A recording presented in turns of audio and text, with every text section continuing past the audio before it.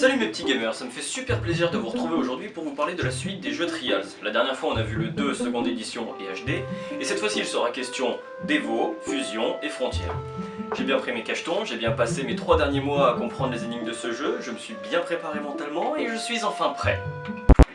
On va commencer en douceur avec Trials Evolution. Juste pour rappel, Red Lynx a été racheté par cet aspirateur d'Ubisoft en 2011, donc Evolution et les suivants sont des jeux Ubisoft. Alors je vous le dis parce que comme vous avez pu le voir, on voit pas bien que c'est un jeu Ubisoft, c'est un peu discret, ils auraient dû faire comme ça. Ubisoft, voilà, Ubisoft, là on aurait compris. Ubisoft. Alors ce qu'il faut savoir, c'est qu'il y a eu deux versions à Trials Evolution. Le Trials Evolution normal, sorti le 18 avril 2012 sur Xbox Live Arcade, et Trials Evo Gold Edition, sorti le 21 mars 2013, qui est l'adaptation PC du jeu auquel a été rajouté toutes les pistes de HD. Et ben on peut dire qu'ils se sont pas fait chier pour le faire celui-là, disons qu'il y avait un trou entre 2012 Trials Evolution et 2014 Trials Fusion, du coup bah fallait bien meubler.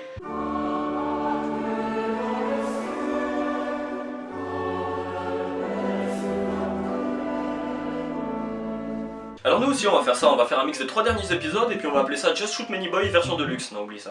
Alors tout d'abord, deux éléments majeurs que j'aimerais souligner. Déjà, c'est beau. Ah non mais je suis sérieux hein, je gueule quand c'est moche autant que je le dise quand c'est beau. Et deuxième chose... Le ciel bleu,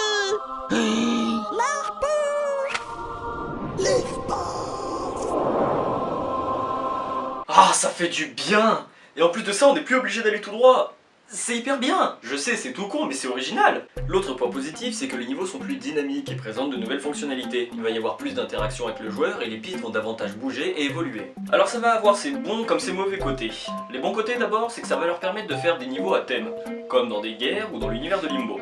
Et pour ce qui est des mauvais côtés, c'est que ça va aussi leur permettre de craquer complètement leur slip. Comme dans ce niveau qui est d'une infamie sans nom, parce que le décor bouge constamment. Alors quand des fois tu te prépares à atterrir droit au dernier moment, bah non, en fait c'était une descente. Et ça, mais c'est une putasserie mais niveau YouTube. Oui, c'est possible. Là où ils ont abusé aussi, c'est pour les fins de niveau. Vous vous souvenez, je vous avais dit que dans HD, le pilote en prenait plein la gueule à la fin de certains niveaux, en se faisant exploser, jeter contre des vitres ou empaler. Ouais. Bah dites-vous que ça c'est la version gentille de ce qui lui arrive dans Trials Evolution. And his name is John C. fucking right in the pussy.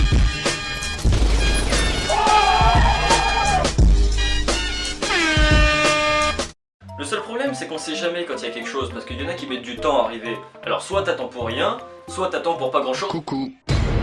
Ah, encore ces saloperies! Oui, il va falloir s'y habituer, parce que dans Trials Evolution, il faut les collectionner. Il y en a 20 en tout, certains se méritent, ils sont la récompense de petits défis, comme faire une piste sans faute tout en étant en feu, quand d'autres, bah... Ouais. Bon sinon, il y a un petit nouveau truc qu'ils ne t'apprennent pas dans les permis. Au passage, les permis te débloquent des nouvelles motos et les étapes suivantes. C'est que tu peux t'accrocher aux objets en maintenant Y. Ou triangle pour les joueurs PS3. On se calme. Maintenant. Même si votre manette est la principale source de tendinite dans le monde, mais on ne juge pas! Donc je disais on peut s'accrocher à ce qu'on veut, et justement quelque chose m'intrigue. Qu'est-ce qui se passe si on arrive à choper cet hélico dans cette piste? J'y suis presque arrivé quelques fois, mais je me faisais tout le temps jeter par la vitesse. En tout cas, je lance un appel au secours. Celui qui y arrive et qui m'envoie la vidéo, je lui offre un poisson rouge. Sans déconner, je le fais. Enfin bref. Les motos gagnées grâce au permis peuvent être amenées au garage comme dans HD, mais cette fois en plus de la couleur, les carénages de la moto pourront être changés. Et finalement, le garage permet également de changer la tenue du pilote. Voilà, parce que garagiste et carrossier ça suffisait pas, ils vendent aussi des fringues. Évidemment, les pièces de moto et les tenues du pilote sont à acheter avec l'argent que l'on gagne en finissant les pistes avec telle ou telle médaille. Bon, je viens de me faire masse thune, avec ça je rachète le magasin. What 18 000 un t-shirt? Regardez-moi ça, il est tout moisi, il a servi à laver le sol. Mais quel pigeon achèterait un truc à ce prix? Bon, à part ça, il y a des nouveaux mini-jeux, mais bon, je vais pas m'attarder longtemps dessus, parce que bon, je criais déjà sur les mini-jeux de Trials HD, mais au moins il y avait un rapport avec l'univers de la moto. Tandis que là, bah... voilà. Ouais, j'adore faire de la moto. Non mais merde, on aurait voulu faire ça, on aurait joué à Marbles Challenge, pas à Trials. C'est là qu'on voit qu'ils sont passés chez Ubisoft, je sais pas, devait y avoir trop de Trials pour eux, il leur fallait un truc qui avait rien à voir. Ouais, c'est bon, j'arrête de parler de ça, on avait dit qu'on y restait pas longtemps. L'autre problème du jeu, c'est qu'il est un petit peu trop simple, ce qui est sûrement dû à la dernière moto qui est un petit peu trop abusée. Alors heureusement que 3 choses sont encore là pour nous donner de vrais défis. Première chose, les médailles de platine, qui sont très difficiles car elles donnent une trajectoire parfaitement calculée pour ne pas perdre de vitesse, et surtout elles n'autorisent aucune faute. Le seul truc c'est que soit t'es lent, soit tu fais des fautes, et quand tu te concentres pour pas faire les deux, bah du coup tu stresses comme un con et tu fais des fautes débiles que t'aurais jamais fait ailleurs, genre sur du plat. Deuxième chose, le track central. Alors dans celui-ci, il y a bien sûr l'éditeur, sur lequel on reviendra plus tard, mais ce qui nous intéresse là maintenant, c'est le fait de pouvoir obtenir des pistes de joueurs du monde entier. Ce qui nous permet d'introduire le mode ninja. Les ninjas sont des joueurs qui se font tellement chier sur les pistes extrêmes du jeu qu'ils ont créé leur propre niveau de difficulté, qui a ensuite été reconnu par Red Lynx comme étant un vrai niveau de difficulté. Ce sont des pistes tellement dures qu'elles nécessitent une parfaite maîtrise de toutes les techniques avancées du jeu. Elles ne laissent passer aucune erreur et pour chaque obstacle, il n'existe qu'une seule manière de le passer. Ce qu'il faut savoir, c'est qu'elles incluent un nouvel élément de gameplay. Certaines plateformes qui n'autorisent que la roue arrière ou avant. Si la mauvaise touche, la moto se casse instantanément. C'est aussi pour ça qu'il y a plusieurs niveaux de pistes ninja pour que ceux qui s'y essaient puissent commencer niveau 1, où il n'y a pas trop de plateformes spéciales. Le plus haut niveau à nos jours est 5 ou 6, ça dépend de ceux qui l'ont accepté, et on peut pas vraiment monter plus parce qu'ils sont déjà à la limite du possible. Et troisième chose, le mode multijoueur. Le mode multijoueur permet de jouer jusqu'à 4 personnes sur la même piste, et ceux qui font une faute attendent que tout le monde ait franchi le prochain checkpoint pour réapparaître. Finir la course premier vaut 10 points et chaque faute commise enlève 1 point. Voilà, jusque là c'est très bien. Sauf que, même si pour se distinguer on a chacun une couleur, ce à quoi on fait attention c'est à notre position, si on est plus ou moins loin de l'écran. Voilà. Et la Red Lynx s'est dit, tiens, on va changer l'ordre des joueurs à chaque changement de piste, juste pour le fun. Du coup on se retrouve très souvent dans cette situation. Oh putain, t'es vraiment une merde, t'as vu toutes les fautes que tu fais? Ouais, enfin maintenant je te défonce. Oui, c'est ça. Tu tombes? Yep. Putain! Je vous avais dit qu'on allait revenir sur l'éditeur, et bien c'est le moment. Il y a deux versions à l'éditeur, la version standard, simple d'utilisation, et la version pro qui est méga trop bien parce qu'on peut tout faire! Oui, tout ce que vous voyez dans les pistes du jeu, vous pouvez le faire. Vous voulez faire un niveau qui explose de partout, vous pouvez. Vous voulez faire un niveau qui réagit quand le pilote passe à tel ou tel endroit, vous pouvez. Vous voulez faire un niveau qui se tourne quand le pilote saute en l'air, vous pouvez. Allez vous faire enculer. Tout ça pour vous dire que cet éditeur est très complexe. Vous pouvez changer toutes les conditions, animer des objets, faire des décors très soignés, etc. etc. Et c'est marrant de comparer certains endroits de l'éditeur avec ce qu'ils en ont fait dans le jeu. Oui, parce que je vais répondre à cette question une bonne fois pour toutes les pistes que l'on peut voir dans la campagne sont faisables avec l'éditeur, que ce soit HD, Evo ou Fusion. Ça montre qu'il faut bien s'investir si on veut faire une bonne piste, et d'ailleurs pour ça ils nous ont mis deux exemples et des tutos sur YouTube. Mais bon, vu qu'on a toujours la flemme que maintenant on a une map déjà toute faite et qu'on peut aller où on veut, du coup ça nous fait un jeu encore plus drôle que dans Trials HD. Ok, donc on va partir de là, passer par là, là aussi ça me semble bien, là, et on va s'arrêter là.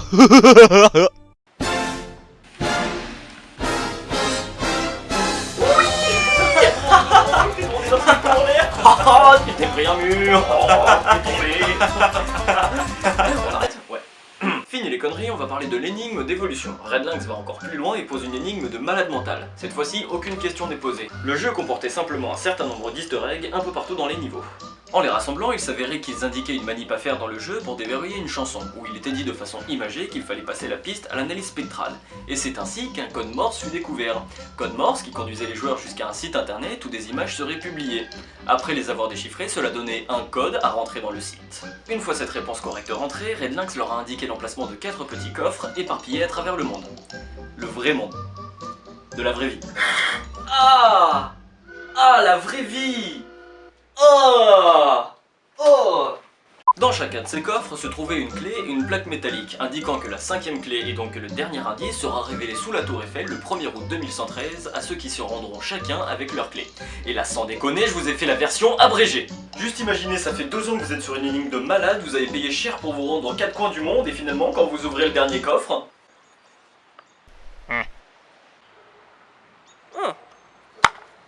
Je trouve ça complètement débile parce que tous ceux pour qui ça a compté ne connaîtront jamais la réponse. Les seuls qui la connaîtront sera la génération future. En gros, ceux qui en ont rien à battre. Le pire, c'est qu'un mec de chez Red Lynx a rencontré celui qui a résolu l'énigme sous la tour Eiffel en 2014. Ils se sont rencontrés en 2014 sous la tour Eiffel, il l'a pas résolu sous la tour Eiffel... Bref, au final ils ont fait que répéter ce qu'on savait déjà, mais durant toute la vidéo j'ai pas pu m'empêcher de lire dans leurs pensées. Haha, c'est con, c'est Billy Six aura dévoilé la réponse. Mais tu seras mort. Ah, Ubisoft. Parce que vous croyez vraiment que c'est en sortant un bon jeu par an pour 3 Léa Passion mes couilles que vous existerez encore en 2113, bande de cons. Mais c'est méchant ce que tu dis. Ouais, Trials Fusion sorti le 15 avril 2014. Alors dans ce Trials là, ils ont fait fort parce qu'ils arrivent à nous casser les couilles dès le menu.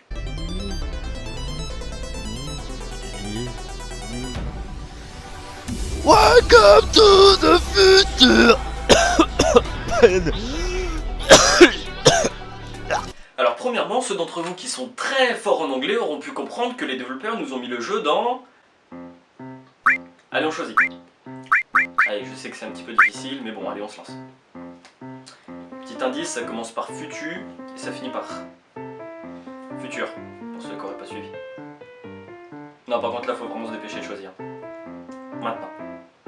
Non, mais laisse tomber, c'est chaud pour eux. Ouais, j'avoue. La réponse c'était le futur. Le futur, oui, mais le futur de quoi? On verra ça dans peu de temps. Pour l'instant, on va juste commencer par le commencement. Le tuto. Ok, donc on a un robot un peu à la GLaDOS, on dirait, et une IA personnelle. Je sais pas pourquoi, mais je sens qu'elle va me gonfler.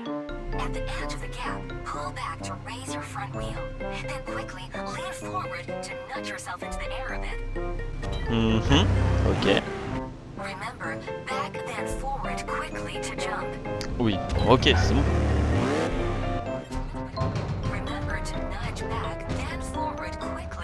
J'ai compris.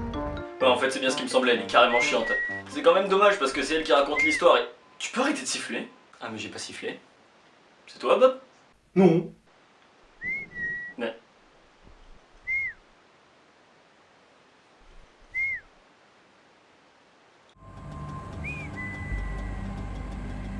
Pardon? Le rider te siffle? Ça va, vous avez pas trouvé plus irrespectueux? Oh, bouge ton gros cul de jouet, connard. Oh, ok. Non, mais pour beaucoup de trucs, ils sont allés bien trop loin. Que ce soit les easter eggs, les écureuils, qui soit dit en passant font juste trop flipper. Coucou. Ou même les blagues dans les descriptions de pistes du genre engagement polaire. Parce que le pôle emploie. Selon le site Carambar, ils l'ont volé à Kevin, 12 ans, originaire de la Meuse. Oh, putain, ouais, c'est vrai. C'est un petit peu ce qui ressort de tout ça, le n'importe quoi est tellement systématique qu'il est même plus drôle, voire même affligeant. C'est dommage. Mais évidemment, c'est sans alcool. Sinon, autre truc nouveau, c'est que les jeux d'adresse, qui eux au moins sont moins nawak que ceux d'Evo, font maintenant partie des étapes, donc il faut les faire pour terminer celles-ci, qui sont d'ailleurs au nombre de 8, ce qui est pas si mal, sachant que le jeu avec le Season Pass coûtait pas si cher, alors qu'il contient quand même 6 étapes en plus. Oui que 6, parce que pour moi, une étape avec un chat cow-boy sur le dos d'une licorne et une autre fait à moitié par les joueurs, j'ai un petit peu du mal à y accepter comme un DLC. Ah mais les deux ne sont pas contenus dans le Season Pass, donc il faut les payer 10 € quand même. Dude, you're a cat riding a fire-breathing unicorn. What are you, a robot? Quoi? Alors vous allez me dire, oui, tu critiques tout, c'est marrant comme concept. Non. C'est aussi drôle que la blague de la madame. Traduction, ça fait rire qu'Ubisoft. Par contre, je peux pas enlever à cette étape qu'elle a des super belles pistes très bien faites. Sinon, il y a une autre moto disponible, la Donkey. C'était la Donkey. Ce que je trouve bien par contre, c'est que les pistes extrêmes du jeu sont vraiment des pistes extrêmes bien dures. Rien de mieux pour le prouver que Enfer 4. Oui, ça on a oublié de vous en parler. Les Enfers sont les pistes les plus dures de chaque Trials. La première est dans 2 secondes éditions et il y en a une par jeu jusqu'à Fusion. Heureusement que t'es là, Billy. Je m'appelle pas Billy, je m'en bats les couilles. Le pire, c'est que au cas où ce soit pas encore assez dur, chaque piste extrême contient un easter egg débloquable en la finissant sans faute qui te la fait recommencer en mode ninja. Voilà, parce qu'il y a que les fillettes qui s'arrêtent aux pistes extrêmes. Autre élément à savoir, il y a une étape complètement consacrée au quad, le TKO Panda. Parce que oui, il y a un quad dans Trials Fusion. Il y a même un vélo, le Rabbit. Oh putain, je sens que ça va gueuler. Mais non, t'inquiète. Putain! Un quad! Un quad! Dans un jeu de Trials! Encore le Rabbit, je peux comprendre parce que c'est maniable, mais un quad! Pourquoi pas une pelleteuse tant que vous y êtes? Merde! Juste, vous vous rendez compte que c'est complètement aux antipodes du nom de votre jeu? Surtout que le nom du quad appuie bien sur le fait que c'est aussi maniable qu'un putain de bloc de granit. Le TKO Panda, on est assez loin de la Viper parce qu'on va pas se mentir, mais les pandas c'est quand même des putains de branleurs qu'en foutent pas une de la journée. Gna gna gna, végétaux. Encore une ou 2 pistes, pourquoi pas, mais toute une étape? C'est quoi le prochain truc pour s'éloigner encore plus de la notion de Trials? Rajouter des figures? Le mode FMX consiste à faire le plus de figures possible tout en cumulant les multiplicateurs afin d'arriver à un nombre suffisant de points pour réussir la piste. Évidemment, les pistes FMX font partie des étapes et sont donc nécessaires pour les finir à 100%. Ça, c'est la partie technique. Parce que dans les faits,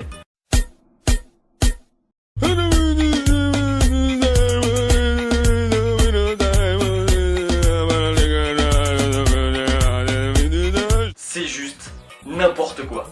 En réalité, le panel de figures de ton joystick droit change en fonction de ton inclinaison. Donc si tu as le malheur de commencer ton flip avant ton trick, ton pilote devient juste un putain de drapeau. Ajoutez à ça le fait que des fois tu restes bloqué comme un con sans faire de figure parce que le bonhomme glitch dans la moto, les moments où ton back ou ton front flip ne compte pas parce que le bonhomme essaye de faire une figure, et surtout le fait qu'avant de atterrir, il se jette dans tous les sens, donc tu te plantes. Et vu que tu as perdu ton multiplicateur, tu recommences la piste depuis le début. Histoire de faire durer le plaisir. Bordel, vous l'avez essayé ce mode avant de le publier ou vous avez juste écrit 3 lignes de code avant de le poser dans le dossier idée de merde du jeu juste à côté du code et de la musique? En fait, le plus dur dans Trials Fusion, c'est ni les pistes extrêmes ni les pistes ninja. Non, non, loin de là. C'est ce putain de jeu d'adresse de merde où il faut faire les figures demandées avant de toucher le sol. Allez, fais ta figure. Fais ta figure. Fais-la. Mais fais-la, bordel. Merde. Jeu suivant. Ouh là, tu vas te calmer, on a encore des trucs à dire sur celui-là. Ouais, bah ce sera sans moi. Bon, d'un côté, il a pas totalement tort, on va essayer de passer rapidement sur ce qu'il nous reste à voir. Dans le menu principal, plusieurs choses ont dû attirer votre attention. Premièrement, on peut faire des tournois. Le principe est simple, plusieurs pistes sont sélectionnées et le but est de faire moins de fautes et un meilleur temps cumulé que les autres joueurs ayant participé. Si c'est le cas, vous gagnez une petite somme d'XP. Deuxièmement, on peut créer ou rejoindre une équipe. Un crew, comme disent les jeunes. Bon, ça a aucun intérêt, mais c'est toujours sympa. Il y a aussi marcher en pleine lumière. Alors marcher en pleine lumière, qu'est-ce que c'est ? Eh bien ce sont des temps à faire sur des pistes portant le même nom sur Fusion et Frontières qui vous permettent d'obtenir une tenue. Finalement, dernière chose, l'éditeur a encore été amélioré. On y retrouve encore la carte sur laquelle a été faite toutes les pistes du jeu, et petite anecdote, la 5ème clé de l'énigme de Trials Evolution peut être trouvée dans l'éditeur si on creuse dans une montagne. Bon, je crois que c'est le moment de vous parler de l'histoire de Trials Fusion, parce que oui, il y a une histoire dans Trials Fusion, que même ceux qui y ont joué ne connaissent pas, parce que bon...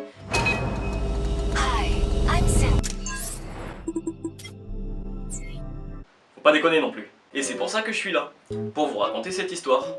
Mais juste avant, je voudrais vous parler de ce que j'ai enduré pour pouvoir vous raconter celle-ci.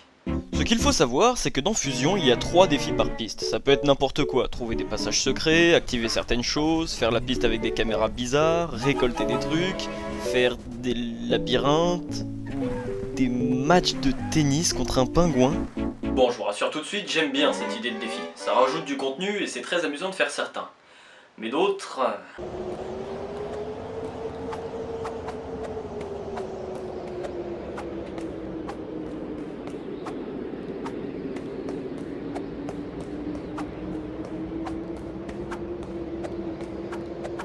C'est chiant! C'est chiant, putain! C'est chiant! On se fait chier! Mais à quel moment vous vous êtes dit que faire ça, c'était une bonne idée? C'est comme celui-là, mais... Enfin, je sais pas, mais... C'est triste! Regarde-moi ça, y a rien! Les 2 pingouins tout raides, ton perso qui fait un match de tennis en 9 points avec un ballon de piscine et des poils! Tout ça accompagné d'un gros bol de silence et les bruitages de joie que tu mettais dans des diapos d'exposés en 5ème!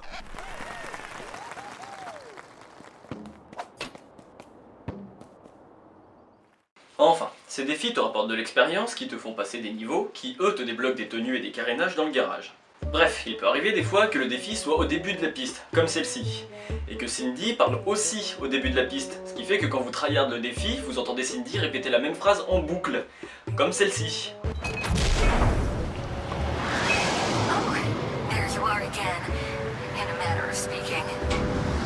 Non, vous avez pas l'air de comprendre à quel point c'est chiant. Je vais la mettre à chaque cut et vous allez voir. L'histoire de Fusion donc. Alors c'est l'histoire de George, ordinateur de Samsara Industries, qui commence à bugger et à détester les humains. En parallèle, Cindy, votre IA personnelle, elle, adore les humains. Elle est fascinée par leurs spécificités et leurs inventions, comme la musique. George déconne de plus en plus et Cindy s'énerve même après lui car elle nous confie qu'elle nous adore et que l'on est son préféré. Son préféré de... Tais-toi. Je te jure, tais-toi, c'est déjà assez compliqué comme ça. Ta gueule. Donc ensuite, Cindy nous parle d'une chose qui est tombée du ciel sur laquelle on reviendra dans 2 secondes. Et elle évoque la possibilité d'une fusion entre l'homme et la machine. 2 esprits en un monde, comme elle dit. Ce qui a lieu à la fin du jeu quand on arrive dans un rayon d'un cratère. Vous ne comprenez rien? C'est normal. Dans le générique de fin, au bout d'un moment, on peut voir des transmissions radio qui nous expliquent qu'un astéroïde s'est planté sur la Terre, a provoqué un réchauffement climatique et que tous les scientifiques se sont intéressés à cette météorite. Les transmissions s'arrêtent en 2042, l'année où commence le jeu. Donc ce qu'on peut voir à la fin du jeu, c'est le cratère de l'astéroïde. Vous n'y comprenez rien? C'est normal. Dans les DLC, en trouvant des easter eggs, on peut avoir une représentation de Cindy en mode dating japonais qui nous raconte tout. Elle est... bien trop... mignonne. Tous les scientifiques, comme je l'ai dit, se sont rassemblés autour du cratère et ainsi une mégalopole hyper avancée s'est créée. Parmi les avancées faites, on peut noter la création d'IA surpuissantes contrôlant toute liaison sur Terre, la découverte que l'astéroïde était en fait une balise et le clonage et le filtrage d'humains. C'est là qu'on comprend que le pilote possède beaucoup de clones stockés dans ses boîtes et qu'à chaque fois qu'on revient au checkpoint, un nouveau clone est utilisé. Pour l'anecdote, on avait compris ça avant l'arrivée des DLC, vu l'importance qu'accordaient Cindy et George aux boîtes. Pendant ce temps, une guerre inutile entre les pingouins et les écureuils fait ravage, finalement les pingouins gagnent et montent une suprématie, sauf que les humains-machines montent un motherfucking robot pour les défoncer et ça marche. Non mais cherchez pas, en étudiant le générique, oui, parce que j'ai que ça à foutre de ma vie, oui, j'ai pu voir un joli partenaire exclusif. Oh, le cannabis. Mais c'est pas très bien tout ça. Pas vraiment étonnant non plus, mais c'est pas très bien quand même. Bon là au niveau de l'histoire, on a à peu près tout. Sauf que, le deal c'est qu'il y a eu une couille au moment d'envoyer le signal avec la balise. Alors envoyer le signal à qui, je sais pas. Du coup ça a donné un monde désolé, qui est celui de After the Accident, le dernier DLC, et de Frontières 100 ans plus tard. La suite de cette chronique est disponible en DLC en cliquant juste ici. Il y aura des licornes et des chacoboys et toujours plus de fun. Alors clique et viens voir la suite et fin de la folle chronique sur la série Trials. Clique. Maintenant. Tu peux aussi cliquer ici pour voir un enfant se faire frapper par une porte.